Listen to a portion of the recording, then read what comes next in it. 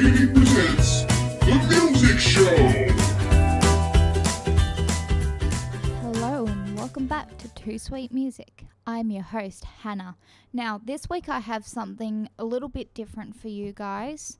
I have actually got some books here to read out some information, and I'll give you the details about these books because I will be reading directly from them. I decided to make a better version of Ed Sheeran's one because the very first one I did, I was just practicing and it wasn't my best standard. So I would love to do this again so I can properly give you information about Ed Sheeran. Okay, so first of all, I am going to read a little bit out of it's called Ed Sheeran, The Stories Behind the Songs, and it was written by Caroline Sullivan, and it is called Writing Out Loud. So if you guys want to have a look on what that means behind all his songs, because I possibly won't read them all. I probably won't get that chance. But anyway, let's get right into it. So, the first album we have is the Plus album, which was made in 2011. We're going to be starting off with the A-Team because I think that is a really good song that you guys should check out, and I know the story behind this one, and it is so beautiful on how he writes it, but it's also very sad. So this is called the A-Team. So this is what it says. Unless you were an early adopter, your first exposure to Ed Sheeran probably came in the form of his debut single, The A-Team. It appears 3 months ahead of Plus and was, by anyone's standards, a challenging track to release as the first taste of a new artist. Written by Sheeran alone, with Gosling on production, it tackled 3 thorny subjects: homelessness, drug addiction, and street prostitution. As pop subject matter, it took up the story where the Arctic Monkeys left off on their 2006 single, When the Sun Goes Down. The black and white video that accomplished the A-Team is also a sort of continuation, with this action transferred from the Monkeys' Bleak Sheffield, sorry if I can't pronounce these right, to Sheeran's Adoption London. But Sheeran's lyrics go in a different direction, foreignistically forcing on the girl at the center of the song. She was a real person, and Angel, the name in the lyrics, was her real name. Though Sheeran changed some of the other details, he met her at a 2009 Christmas gig for the homeless charity Crisis, where he'd been looking to pay a set of cover versions. She was a big Guns N' Roses fan, so he played Sweet Child of Mine. Sheeran was told that one of Chris's closed its Christmas respite center, Angel would be back on the streets. So, to cut a long story short, It's basically about a homeless girl, and she has gone through a lot of stuff which is really bad for her because she didn't have a home, so she was pretty much alone and she had no family, which is pretty sad to think about, because you kind of think that this stuff really does happen out there, and it's really, really sad to actually see that it's happening. So I really, really admire his... Sorry, that cut out. So I do apologize for that. But that is one of his very first songs. I think it was his first song. So it is really sad to know that this is a true story. But in the headline it says... But this is quote on what he said. I've made a song about a homeless prostitute that was getting played on a list radio. In 2 weeks, he'd sold 200,000 copies. So a really, really good kind of thing. So the next song we have here is going to be Wake Me Up. So to cut long stories short, it's Radio's For Christie's song sees Sheeran as a musical storyteller for the modern age. And this embellished piano ballad provides proof. So sorry, I'm just gonna read through here to just get in the way of knowing what it's about.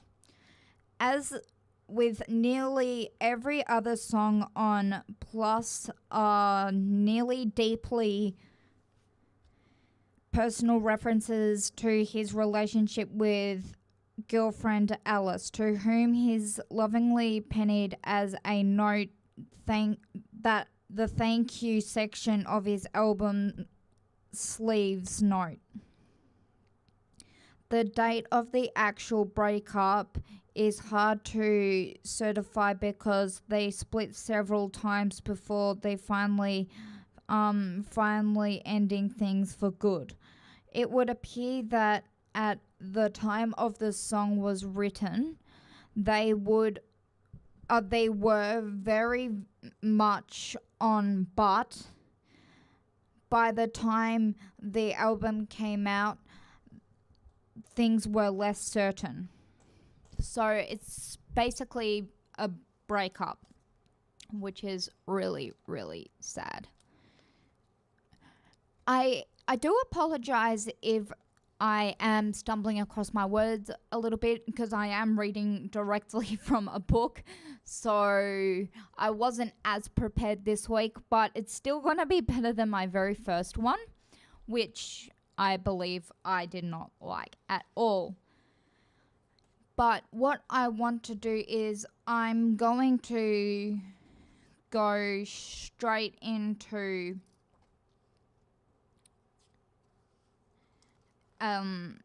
the next. Okay, so this one is called All the Stars from album Times. So I See Fire, Sheeran's first film song, was quickly followed by another, All of the Stars, which played over the credits to The Fault in Our Stars. The 2014 film was adapted from John Green's blockbuster teen novel of the same name. A wryly funny story of two kids who met at a support group for young cancer patients. Green had never heard of Sheeran, claiming the only band he listened to was California indie outfit Mountain Goats, but by the end of the project he was a fan. Sheeran's job was to write something that was both electric and hopeful, a particularly big ask given the plotline, which ends with the death of one of the main characters. Sheeran found himself wanting to be sad yet erotic and left people a little bit, which I hope does. He quipped at a live YouTube performance. So basically, that's all that what All the Stars is, because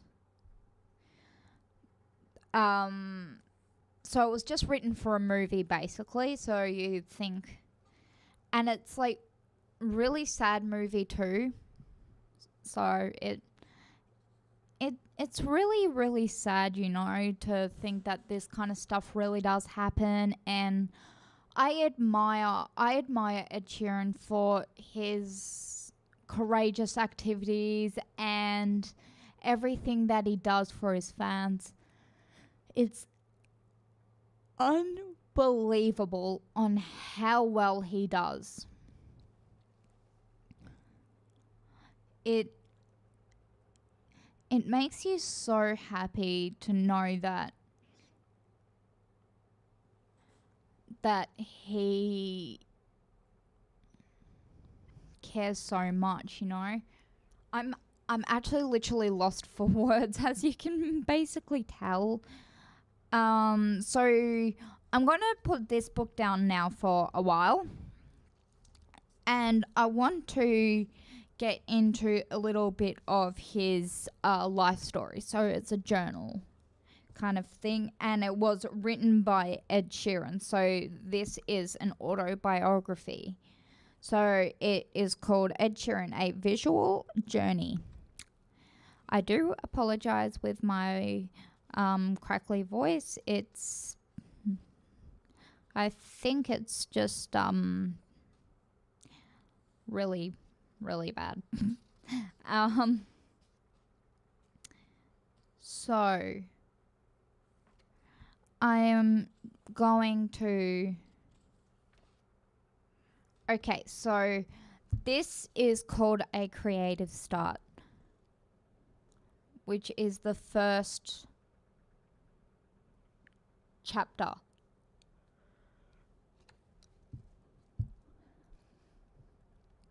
Okay, it says here, I'm proof that people aren't born with talent. If you listen to my early recordings, I can't play a guitar and I can't really sing or write music very well either. It's all come through practice. Everything comes through practice. You start off with a little spark, and it's whether or not you nurture the spark. You have to expand it and work on it. My parents were always interested in what I was doing. My dad's very family orientated and my mum is a naturally loving person. They were very encouraging, and I think that's the key. My brother and I were taught to be creative. Our minds would not be mushed by staring at screens. Mum and Dad made sure they stimulated us rather than leaving us to our own devices. For years, we didn't have terrestrial TV in our house. We didn't even have a TV license because my mum didn't want us to be sat in front of the TV all the time. Instead, we watched one video a day, maybe Black Rider, Pingu, or The Land Before Time, and then go off and do something else like draw, paint, or play music. We didn't own a video game console, and I honestly think that was one of the best things my mum never did. Well, we eventually had GoldenEye on Nintendo 64, but only after the PlayStation 2 had come out. So it was vintage by that point. GoldenEye was the only game that was ever in the house, and it was never really played.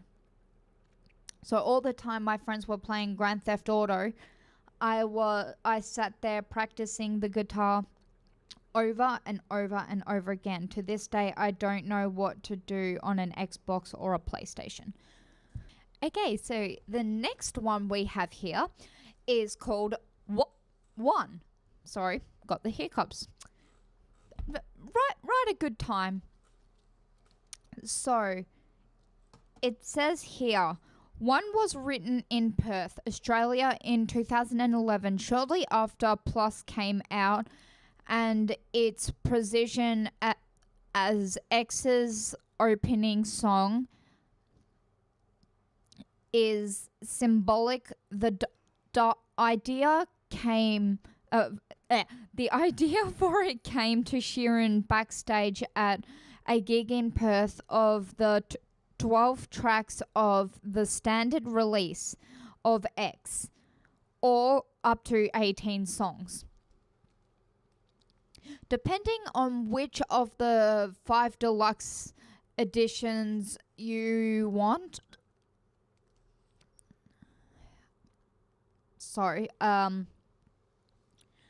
But to put that to perspective, those 18 were white-led, down from the 120 songs. Let me just try to find. In the last song he ever wrote, he later told Music News it was a closure for that relationship and the album, and it was the start of a new album and the start of moving on. The Volatility feel also sped into the video a monochrome clip in which Sheeran played the song in an empty Carvis Wembley Arena. There was a distinct goodbye to all that tone to Sheeran's remarkative. Sorry about the hiccups. It's really quite annoying. The voice and gentle strumming to a Sparks Jake Gosling production. Sheeran makes a final attempt to save the romance. So basically, it is another one about romance.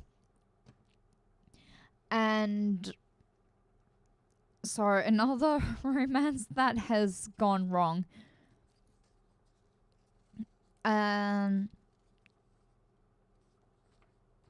Let me find something else for you guys. There's so much information here. Okay, Nina. Sheeran typically goes into unsparing detail in lyrics, but Nina was the first time he'd actually titled a song after a love interest. He met Scottish singer-songwriter Nina Nesbitt when she supported him at a Glass gig in 2011, and they saw each other for a year. She played the ex who ditched him by the text in the drunk video. During the course of their relationship, according to the lyrics, they veered between cozy intimacy, ringing each other every day, her wearing his hoodie, and uncommitted nonchalance. While they were dating, Sheeran referred to her in an interview as an acquaintance, and the song chorus even advises her to dump him because his job will always take proceeds. Sorry. Yet she clearly made an impact. So that is what that song's about.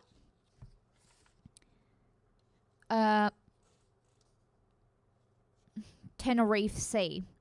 Sheeran went to the Germany Awards for the first time in 2013 when the A-Team was nominated for Song of the Year. He didn't much enjoy it, reporting later that it was full of people he didn't know, talking about things he didn't understand. On the upside, it was where he met Pharrell Williams.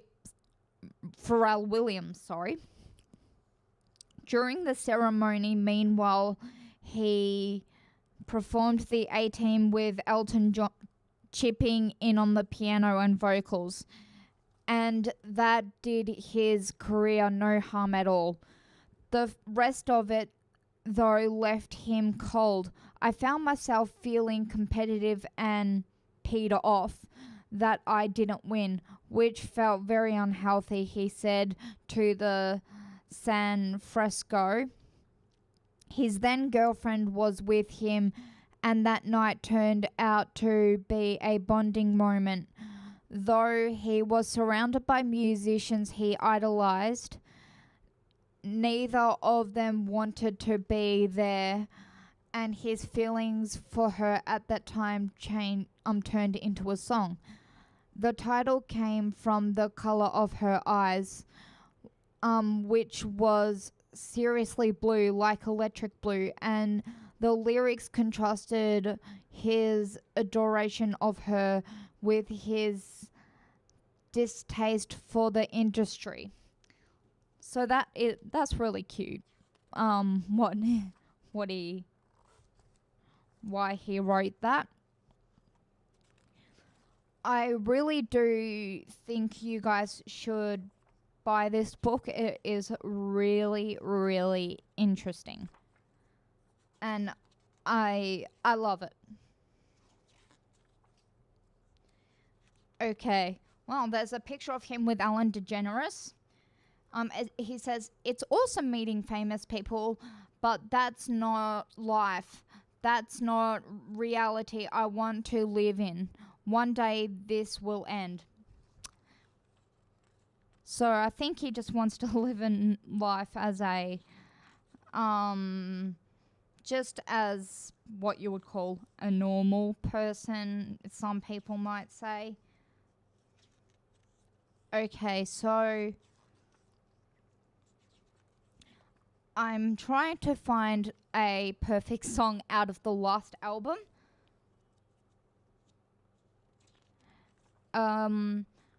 Because I would really just like to do one song out of this album, and then we can finish. So, okay, How Would You Feel? How Would You Feel comes out tomorrow at midnight wherever you are in the world. It's not the next single, but is one of my faves, tweeted Sheeran in February 2017. The song that follows, What Do I Know, finds Sheeran back on Les Naughty Turf.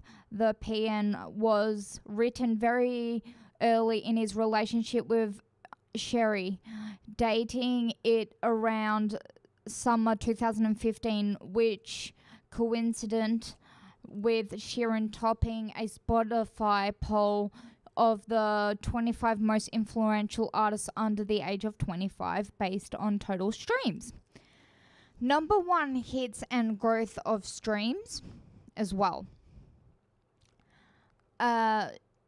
She was working in New York for 3 years when Sheeran arrived in the city to play shows, and a mutual friend who was working on his tour arranged Sheeran and Cherry to reconnect. Not long afterwards, she returned to Flemmingham for a local festival where they suddenly saw each other in a much more interesting light. He hasn't revealed which festival, but the time of fame was it. So there you have it. All the information that you could possibly want about Ed Sheeran. But I thank you guys so much for listening to this podcast. It is a real honor to have you guys listen and to support me through all of this. So I'll see you later and I'll get right on to the music news. Thank you and goodbye. And now it's time for the music news! Hello and welcome back to 2Sweet Music News. I'm your host, Hannah. Now, this week we have got actually quite a lot of news here for us to read, so just sit back and enjoy the show. So I think the first one we're going to be doing is Nicki Minaj sued Queen over track. So Nicki Minaj is facing a copyright infringement lawsuit from singer-songwriter Tracy Chapman over a sample of the rapper's unreleased song Sorry. Nicki initially startled the release of her last album Queen by a week back in August, so she could officially get Chapman's okay. Unfortunately for Minaj, before she pulled the track, New York DJ Funkmaster Flex got hold of a copy and played it, promoting Minaj to post the new deleted tweet. So she is in a little bit of trouble because she has been labeled for copyright. So that's why you need to be careful nowadays, because you can get copyrighted for everything, like even copyright for books, like you have the same starting of the book and then you're copyrighted, so you got to be very, very, very careful. But anyway, next one here, we are going to do Dolly Parton.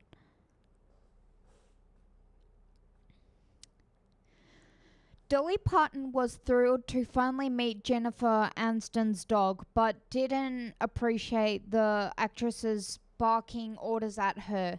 The actress told Dolly she named her pet after the country star years ago, and so when it came time for the ladies to get together to work on the new movie Dumplin', the Jolene singer couldn't wait to get to know the pooch, who turned out to be a real sweetheart. When I first met her, Aniston, this is quote from Dolly, I was a restaurant with my manager. I was in a restaurant with my manager, Sandy Gaplin. Or Gallon, sorry. And she came over to introduce herself. This was a few years ago. She said, I love your music and I have a little dog. I named her Dolly Parton. I can't understand why someone would name their dog after Dolly Parton, honestly, because she's not the most influential singer out there. Like, there's so many other singers that you could name besides that. It seems like a bit of a silly name. I can understand Dolly, but naming it Dolly Parton too, it's just kind of ridiculous. that's just my opinion anyway. Okay, so Mariah Carey. Mariah Carey is returning to TV as a talent show mentor 5 years after her disastrous turn on American Idol. The singer has signed on as an avatar to Jennifer Hudson's team for the knockout rounds of the current season of The Voice in the US. The news was announced on Tuesday, Today's show, where Carey revealed she was thrilled to land the new TV gig. So that is pretty cool, you know. But I'm going to finish off with that because there's already 3 and I don't want to bore you too much. So I just want to talk a little bit about what did you enjoy about today? Did you like the podcast or did I go back to square one? I really don't know, but thank you very much anyway for all your guys' support. I really appreciate all your support, and I generally mean it. But have any of you guys actually done the homework and listened to any of the songs? Don't worry if you haven't, because I haven't either. But I just want to make it clear out there, I appreciate all of you because of everything that you have done for me by supporting me and listening to my voice for ages on end, you know, and it's really quite special to know that I've got your guys' support. So yeah. But another thing, what is it about music that you guys love? For me, it's just because it has got a therapeutic side to it, if you know what I mean. I know I get off topic a lot, you know, that's just me. I'm weird like that. But I really appreciate you guys listening to my podcast because it's not often that people would listen to someone's podcasts. But anyway, thank you guys for listening. I know this week is pretty short, but I know I had a lot of things that I could have said with Ed Sheeran, but I just decided to leave it as that. But thank you for listening and see you next week. Bye.